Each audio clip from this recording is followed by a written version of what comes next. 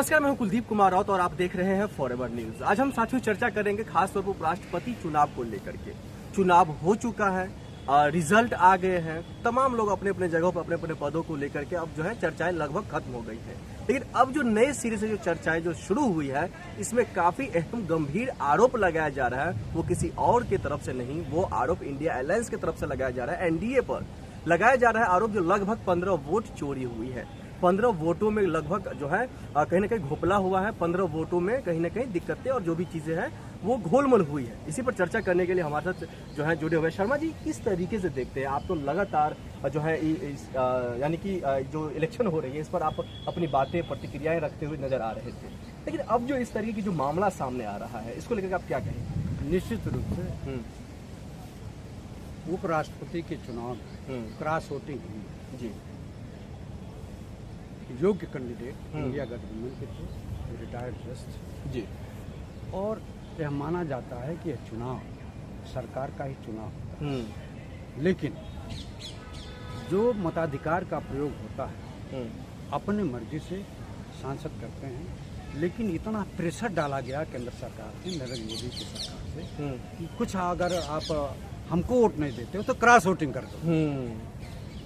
तो cross voting कराया गया और इंडिया गठबंधन का नुकसान कराया गया। इंडिया गठबंधन के प्रत्याशी को हराने के लिए हर स्तर पर नरेंद्र मोदी की सरकार उतर आई, जिसका परिणाम आपको दिखाई दे। नहीं, ये जो क्रॉस वोटिंग की जो बातें आप करते हुए दिखाई दे रहे हैं, इसमें कई जो वोट है उसको लेकर के जो चर्चाएं हो रही है, क्या लग रहा है फिर से चुनाव होगा? क्या लग रहा है फिर से चुनाव होना चाहिए?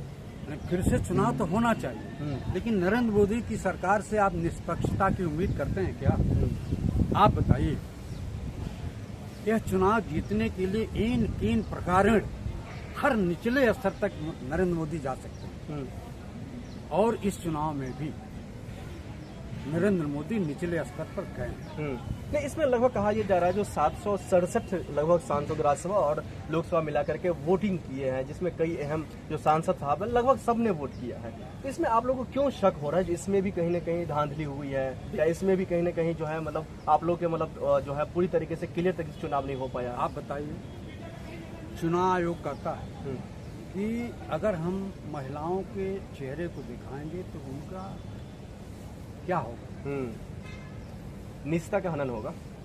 और इसमें श्रीमती प्रियंका गांधी के चेहरे को आपने दिखाया, सोनिया जी के चेहरे को आपने दिखाया, जितने महिलाएं वोटर थी उनके चेहरों को दिखाया। इसमें क्या हुआ?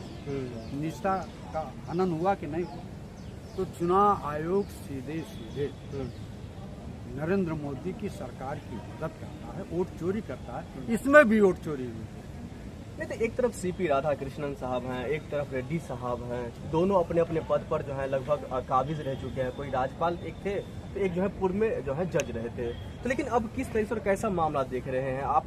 इसमें जो है जीत हासिल एनडीए की तरफ से जो है हो गई है, तो फिर भी आप लोगों को शक है, आखिरकार ऐसा क्यों हो रहा है? भरोसा क्यों नहीं हो रहा है? एक बात बताइए, जो असली चीज, जो असली मुद्दा, उसको यह सरकार छिपाने का प्रयास है। कौन सी सरकार? भारतीय जनता पार्टी की, नरेंद्र मोदी। नहीं, वो क्यों छुपाएंगे? यही तो सवाल है ना, उनको क्या जरूरत पड़ गई? धनखड़ का चुनाव किसने कराया था? धनखड़ को किसने चुना था? आपकी ही सरकार ने चुना था। और बीच में उनसे त्यागपत्र दिलवा, जबरिया त्यागपत्र दिलवा करके आपने क्यों त्यागपत्र दिलवा? ये तो आप गलत कह रहे हैं। उनका स्वास्थ्य का हवाला दे करके उन्होंने इस्तीफा दिया अपने पद से। अरे धनखड़ जी इतने बोलतू आदमी हैं, इतने बोलने वाले हैं कि धनखड़ जी को कोई पचा नहीं पाएगा। और जब से उन्होंने इस्तीफा दिया आज तक किसी भी जगह, किसी भी कार्यक्रम में आपने धनखड़ जी को सुना?